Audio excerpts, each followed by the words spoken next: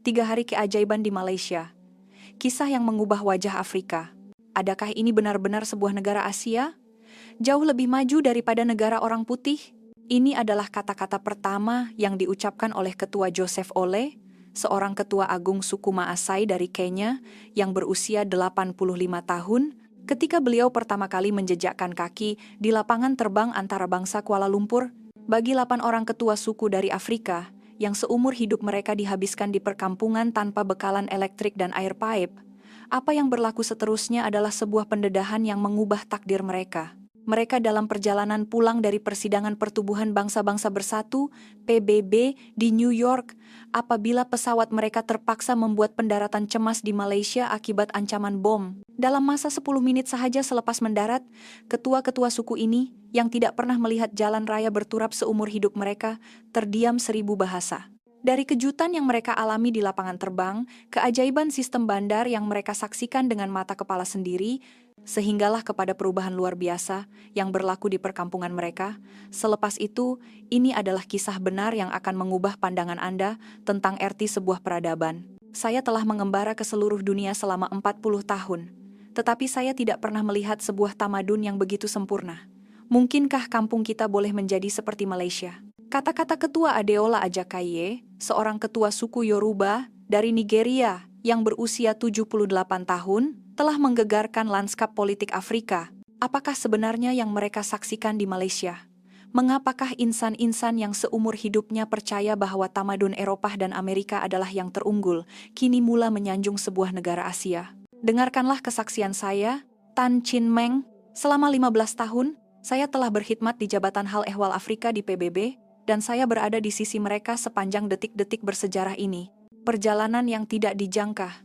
Nama saya Tan Chin Meng, dan selama 15 tahun yang lalu, saya telah bekerja di Ibu Pejabat PBB di New York, menghubungkan pemimpin-pemimpin tradisional Afrika dengan masyarakat antarabangsa. Lebih 200 hari dalam setahun saya habiskan di benua Afrika, melawat lebih 45 negara dan 300 komuniti suku. Namun pengalaman pada bulan November tahun lepas telah mengubah hidup saya selamanya.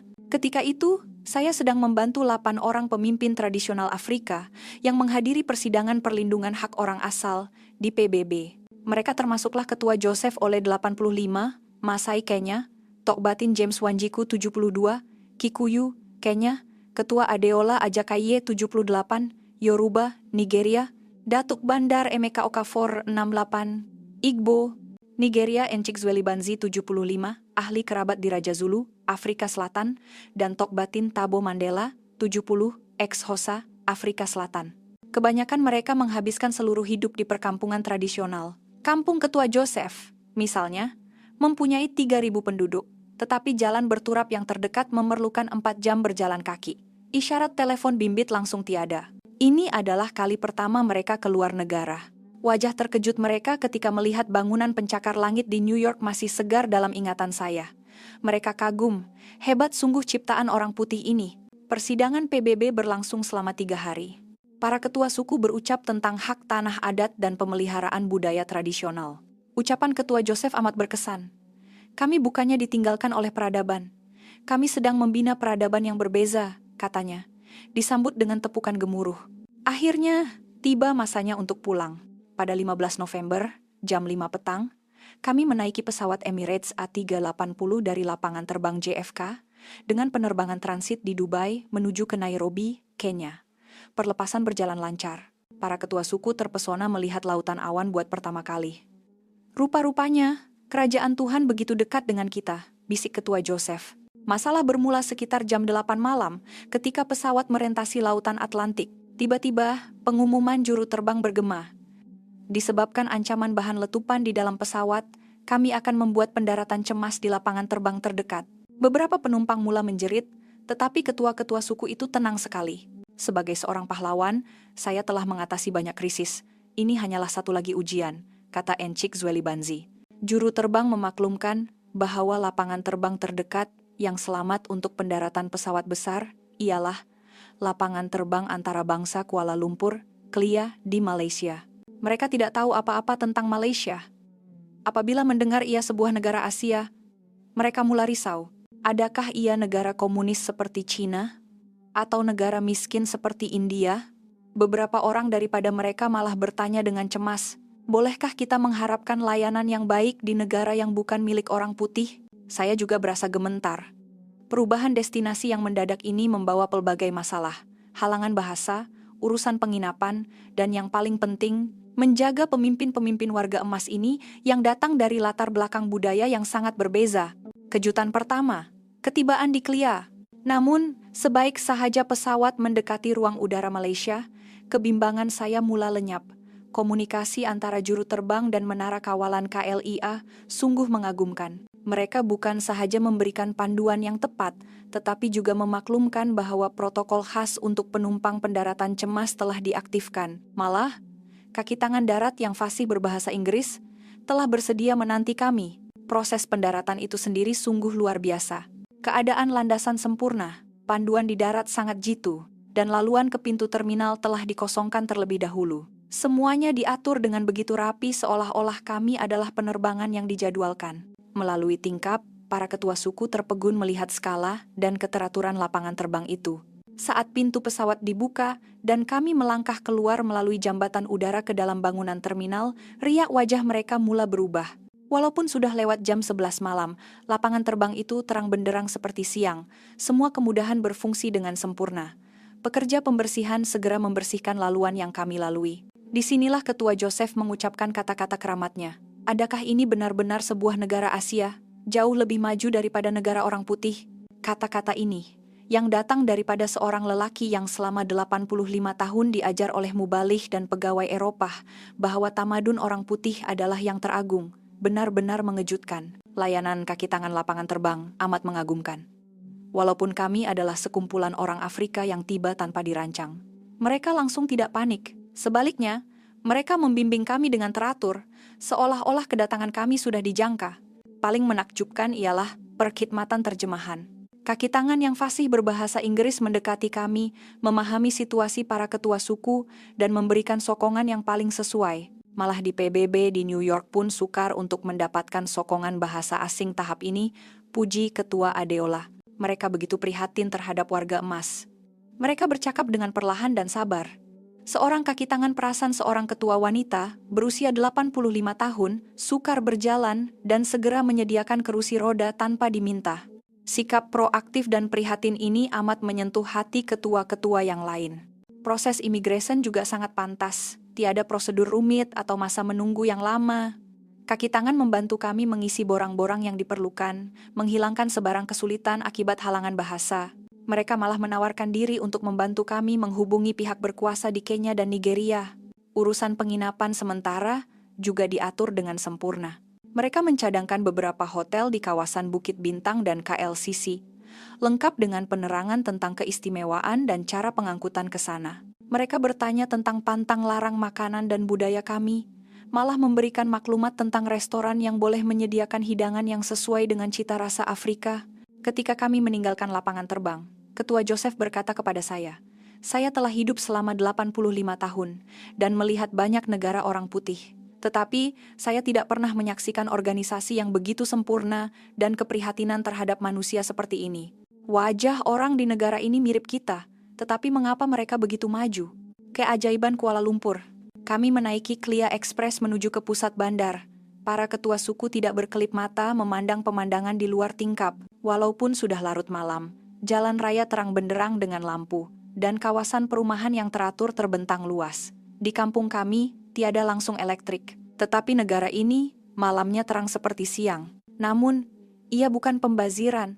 Semuanya kelihatan mempunyai tujuan, kata Ketua Adeola. Di dalam kereta api, satu lagi kejutan menanti. Walaupun lewat malam, gerabak itu bersih berkilauan.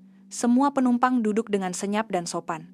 Tiada siapa yang mabuk atau membuat bising. Rakyat negara ini mengekalkan disiplin seorang pahlawan walaupun pada waktu malam, puji Encik Zweli Banzi. Setibanya di KL Sentral, kami sekali lagi tergamam. Walaupun sudah pukul 1 pagi, stesen itu masih sibuk dengan orang ramai. Namun, di sebalik kesibukan itu, semua orang bergerak dengan teratur. Mereka berdiri di sebelah kiri eskalator untuk memberi laluan, dan tidak berebut-rebut ketika masuk ke dalam tren. Pemandangan yang paling mengejutkan mereka ialah melihat wanita berjalan sendirian pada waktu malam tanpa menunjukkan sebarang rasa takut. Di kampung kami, adalah mustahil untuk seorang wanita keluar sendirian selepas matahari terbenam. Betapa selamatnya negara ini, kata Datuk Bandar Emeka. Di hotel, layanan di kaunter penerimaan tetamu sekali lagi membuat kami terharu. Mereka menyambut kami dengan mesra walaupun kami tiba lewat malam dan coba memahami latar belakang budaya kami. Mereka bertanya tentang ucapan tradisional Afrika dan membalas dengan senyuman serta anggukan hormat, satu tindakan yang menyentuh hati para ketua suku. Bilik hotel melebihi jangkaan kami. Bukan sahaja bersih dan selesa, malah dilengkapi dengan buku panduan bergambar dalam bahasa Inggris untuk setiap peralatan. Bagi ketua Joseph, ini adalah kali pertama beliau menggunakan Swiss lampu dan pendingin hawa, tetapi panduan yang mudah difahami itu sangat membantunya. Malam itu, mereka sukar tidur karena terlalu teruja.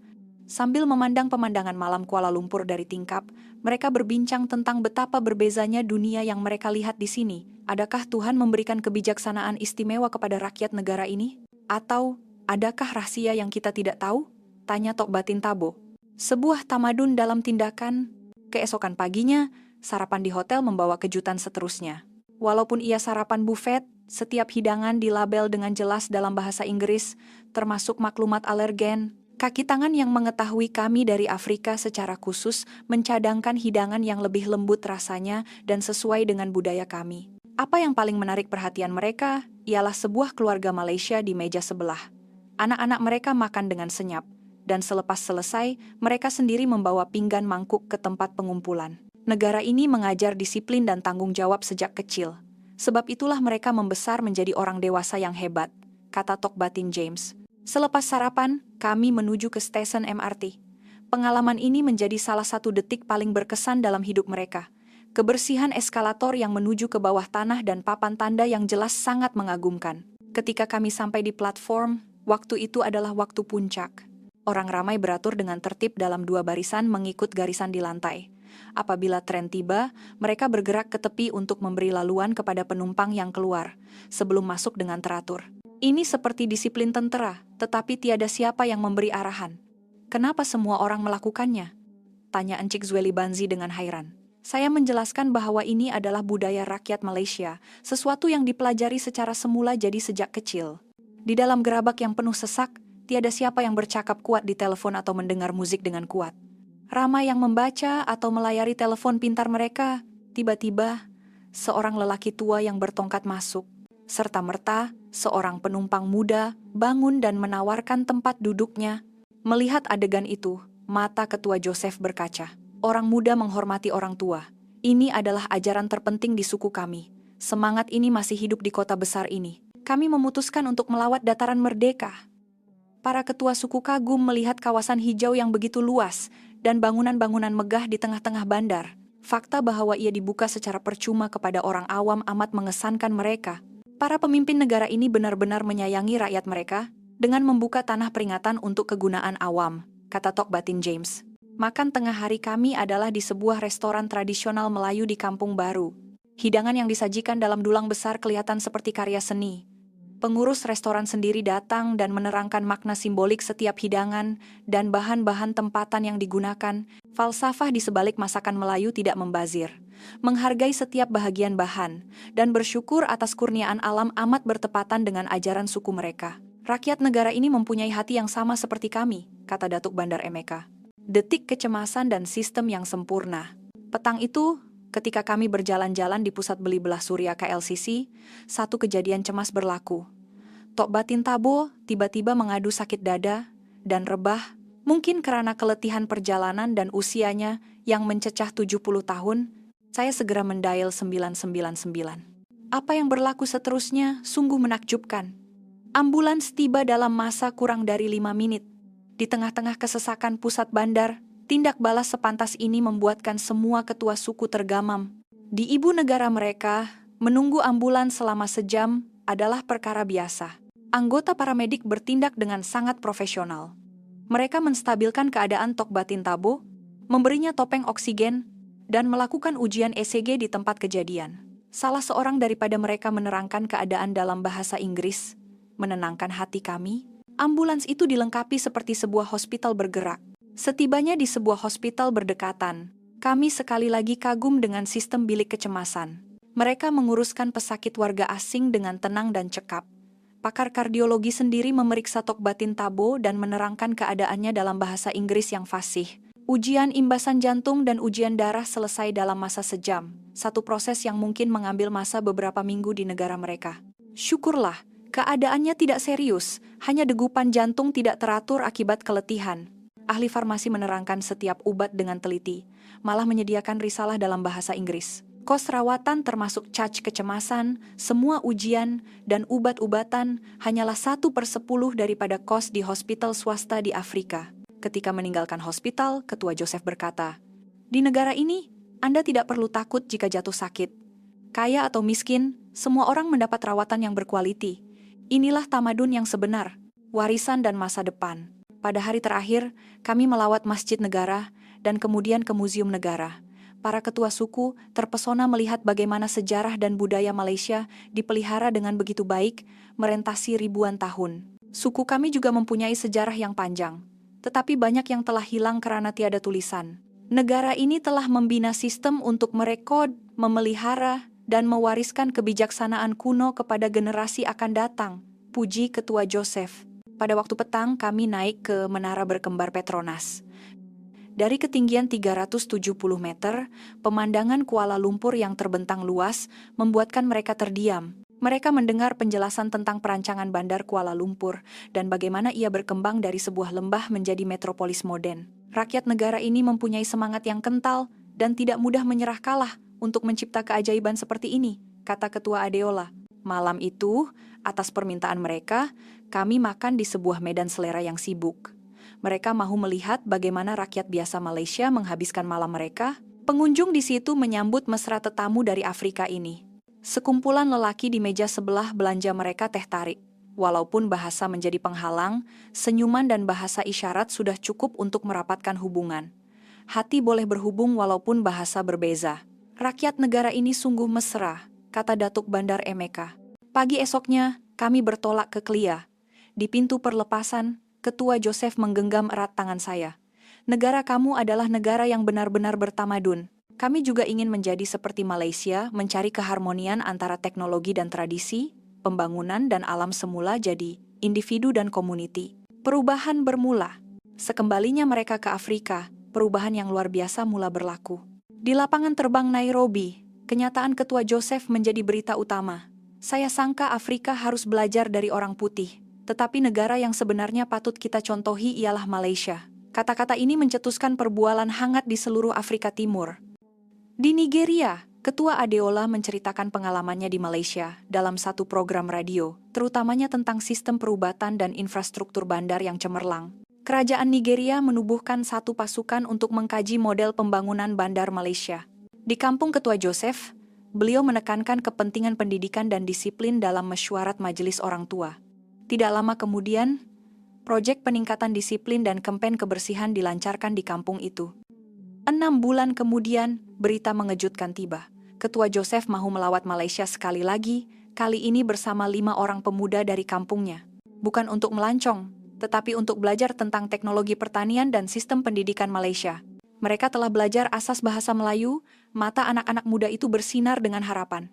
Mereka melawat Institut Penyelidikan dan Kemajuan Pertanian Malaysia, Mardi, dan sebuah sekolah rendah di Putrajaya, di mana mereka melihat sendiri kehebatan sistem pendidikan Malaysia.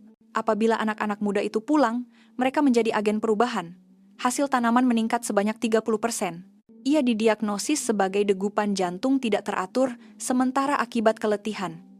Ia boleh dikawal dengan obat dan rehat yang cukup. Ahli farmasi juga memberikan penerangan yang sangat terperinci tentang obat-obatan, lengkap dengan risalah dalam bahasa Inggris. Mereka juga memberikan bekalan obat tambahan untuk dibawa pulang, satu tindakan yang sangat dihargai. Apabila tiba masa untuk membayar bil, kami mendapat kejutan terakhir. Di dewan sekolah, tergantung sehelai kain rentang bertulis, "Belajar dari Malaysia." Anak-anak muda kampung itu telah mencipta sebuah lagu tentang pengalaman mereka di Malaysia. Liriknya berbunyi, "Dari negara jauh, kami bawa pulang ilmu, bersama kita bina kampung yang maju." Lagu itu kini menjadi lagu rasmi kampung tersebut. 2 tahun kemudian, saya menerima sepucuk surat daripada Ketua Joseph. Beliau memberitahu bahwa sebuah perpustakaan kecil telah dibina di kampungnya, dipenuhi dengan buku-buku tentang Malaysia.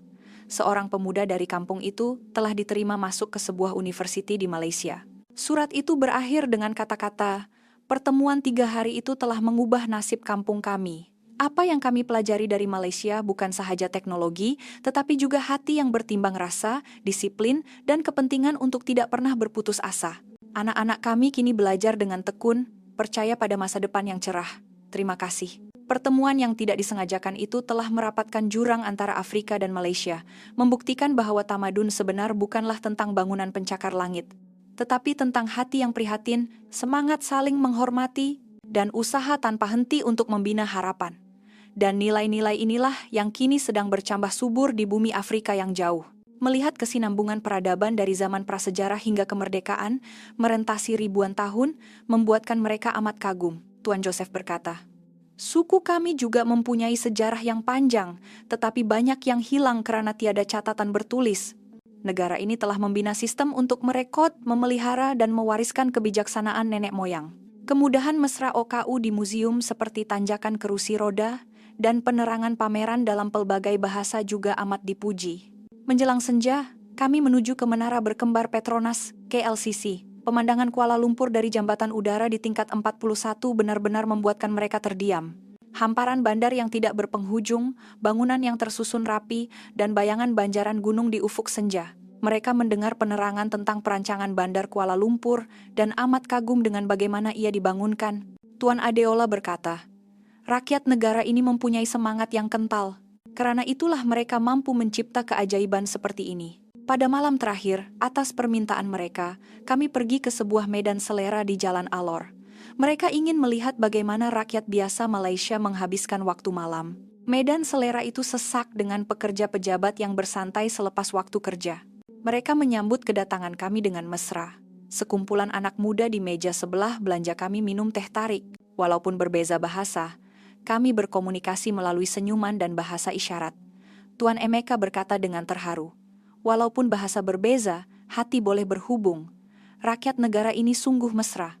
Pagi keesokannya, tiba masanya untuk pulang. Dalam perjalanan ke Klia, para ketua suku mengimbas kembali pengalaman 3 hari mereka. Tuan Joseph berkata, "Saya pasti akan membawa pulang apa yang saya pelajari di negara ini, dan memberitahu orang kampung saya." Semasa mengucapkan selamat tinggal, mereka serentak mengucapkan terima kasih. 3 hari ini telah mengubah pandangan hidup kami. Kami telah menemui inspirasi untuk masa depan kampung kami. Kami tidak akan lupakan Malaysia. Sebelum menaiki pesawat, Tuan Joseph menggenggam tangan saya dan berkata, "Negara kamu adalah peradaban yang sebenar. Kami juga berharap dapat menjadi seperti Malaysia, mengejar keharmonian antara teknologi dan tradisi, pembangunan dan alam semula jadi, serta individu dan komuniti." Sekembalinya mereka ke Afrika, perubahan luar biasa mula berlaku. Di lapangan terbang Nairobi, kenyataan Tuan Joseph kepada wartawan menjadi berita utama. "Saya pikir Afrika patut belajar daripada orang kulit putih, tetapi sebenarnya kita patut belajar daripada Malaysia." Kata-kata ini mencetuskan perbincangan hangat di seluruh Afrika Timur. Di Nigeria, Tuan Adeola menceritakan pengalamannya di Malaysia dalam satu program radio, terutamanya tentang sistem kesehatan dan infrastruktur bandar yang cemerlang. Pegawai kerajaan mula menunjukkan minat dan menubuhkan satu pasukan untuk mengkaji model pembangunan bandar Malaysia. Di Afrika Selatan, kesaksian Tuan Zwelithini diterbitkan di muka depan akhbar dengan tajuk "Negara paling kuat ialah negara tanpa senjata", yang memuji masyarakat majmuk dan kestabilan sosial di Malaysia. Perubahan terbesar berlaku di kampung halaman mereka. Tuan Joseph membentangkan pengalamannya di Malaysia dalam mesyuarat Majelis Orang Tua-tua Suku Maasai, menekankan kepentingan pendidikan dan disiplin komuniti. Hasilnya, satu program untuk meningkatkan kebersihan dan disiplin diri dimulakan, diinspirasikan oleh konsep gotong royong. Di kampung Tuan Emeka, mereka mula mengkaji untuk memperkenalkan teknologi pertanian dari Malaysia, terutamanya dari agensi seperti MARDI, Institut Penyelidikan dan Kemajuan Pertanian Malaysia. 6 bulan kemudian, Tuan Joseph menghubungi saya. Beliau mahu membawa 5 orang pemuda dari kampungnya untuk melawat Malaysia sekali lagi. Kali ini bukan untuk melancong, tetapi untuk belajar tentang teknologi pertanian dan sistem pendidikan Malaysia. Apabila mereka tiba, saya terkejut melihat perubahan mereka. Mereka telah belajar asas bahasa Melayu dan boleh mengucapkan salam dan terima kasih. Mata anak-anak muda itu bersinar dengan harapan. Semasa lawatan ke sebuah pusat penyelidikan Mardi, mereka begitu terpesona dengan teknologi pertanian modern. Semasa melawat sebuah sekolah kebangsaan, mereka melihat sendiri kecemerlangan sistem pendidikan Malaysia. Sekembalinya ke kampung, anak-anak muda ini menjadi agen perubahan. Hasil pertanian meningkat sebanyak 30% menggunakan teknik yang dipelajari. Kadar celik huruf di kampung juga meningkat dengan ketara. Kejayaan ini tersebar ke suku-suku lain. Semakin ramai pelatih dari seluruh Afrika dihantar ke Malaysia. Kerajaan Kenya menandatangani perjanjian kerjasama teknologi pertanian dengan Malaysia, manakala kerajaan Nigeria meminta bantuan Malaysia untuk membangunkan infrastruktur bandar mereka. Setahun kemudian, saya melawat kampung Tuan Joseph. Saya terkejut melihat perubahannya. Panel solar telah dipasang di tengah kampung, menyediakan bekalan elektrik. Bekalan air bersih juga telah tersedia. Kanak-kanak berbaris dengan teratur untuk ke sekolah, dan seluruh kampung kelihatan ceria. Tuan Joseph membawa saya ke sekolah di kampung itu. Terdapat sehelai kain rentang yang tergantung dengan tulisan belajar dari Malaysia. Kanak-kanak itu menyapa saya dalam bahasa Melayu. Apa yang paling mengharukan ialah sebuah lagu yang dicipta oleh pemuda kampung, yang menceritakan pengalaman mereka di Malaysia. Liriknya berbunyi, dengan semangat dari negara jauh, mari kita bina kampung yang indah. 2 tahun kemudian, saya menerima sepucuk surat daripada Tuan Joseph. Beliau memberitahu bahwa sebuah perpustakaan kecil telah dibina di kampungnya, dipenuhi dengan buku-buku tentang Malaysia. Ada satu lagi berita gembira. Seorang pemuda dari kampungnya telah diterima masuk ke Universiti Malaya. Surat itu diakhiri dengan kata-kata, pertemuan 3 hari itu telah mengubah takdir kampung kami. Kami belajar bukan sahaja tentang teknologi dari Malaysia, tetapi juga tentang hati yang bertimbang rasa, disiplin, dan kepentingan untuk tidak berputus asa. Anak-anak kami kini belajar dengan tekun, percaya pada masa depan yang cerah. Terima kasih banyak-banyak. Sehingga, hari ini, saya masih melawat Afrika, dan berhubung dengan para ketua suku. Pertukaran budaya yang bermula secara tidak sengaja, itu telah mengubah banyak kehidupan, dan menjadi jambatan antara Afrika dan Malaysia. Saya belajar daripada mereka bahwa peradaban bukan hanya tentang bangunan tinggi dan teknologi canggih. Peradaban sebenar ialah hati yang prihatin, semangat saling menghormati, dan sikap tidak pernah berputus asa. Nilai-nilai inilah yang dimiliki oleh Malaysia, dan kini ia mula berakar dan mekar di bumi Afrika yang jauh.